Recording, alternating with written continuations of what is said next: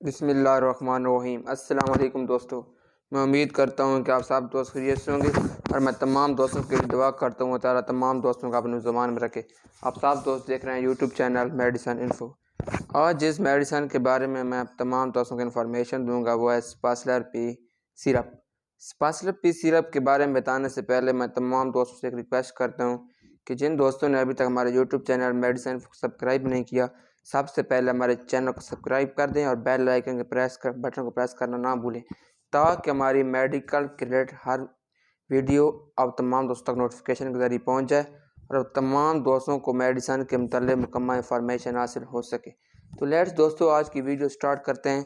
तो आज मैं तमाम दोस्तों को स्पासलर पी टैबलेट के बारे में मुकम्मल स्पासलर पी सिरप के बारे में मैं तमाम दोस्तों को मुकम्मल इंफॉर्मेशन दूंगा। तो स्पासलर पी सिरप का जो हमारे पास फार्मूला होता है तो उसका फार्मूला है हाइज़ुकीन ब्रोमाइड, इसका फार्मूला है और ये हमारे पास 60 ml में मौजूद होता है सिरप होता है। तो अब हम स्पासलर पी टैबलेट के स्पासलर पी सिरप के यूज़ की बात करते हैं कि इसकी यूज़ कौन से हैं, यानी कि हम इसको कौन सी बीमारी के लिए इस्तेमाल कर सकते हैं।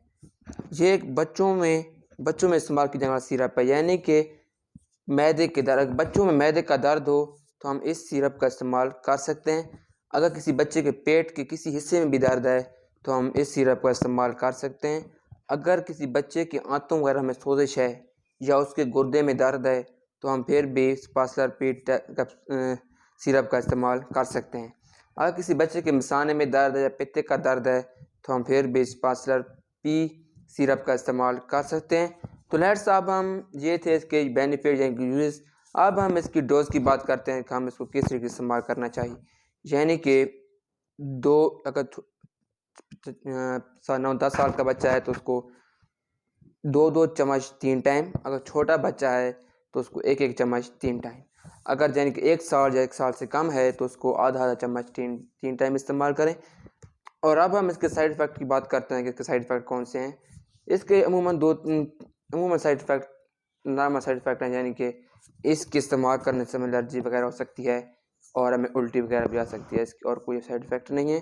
तो आप जो चंद बातें मैं हर वीडियो में करता हूँ कि हमारे यूट्यूब चैनल का मकसद सिर्फ तमाम उसको इन्फॉर्मेशन देना है और आप जो भी मेडिसिन इस्तेमाल करें डॉक्टर की हिदायत के मुताबिक इस्तेमाल करें और मेडिसिन इस्तेमाल करने से पहले उसको एक्सपायरी लाजमी चेक करें। मिलते हैं नई वाली वीडियो के साथ। अल्लाह हाफिज़।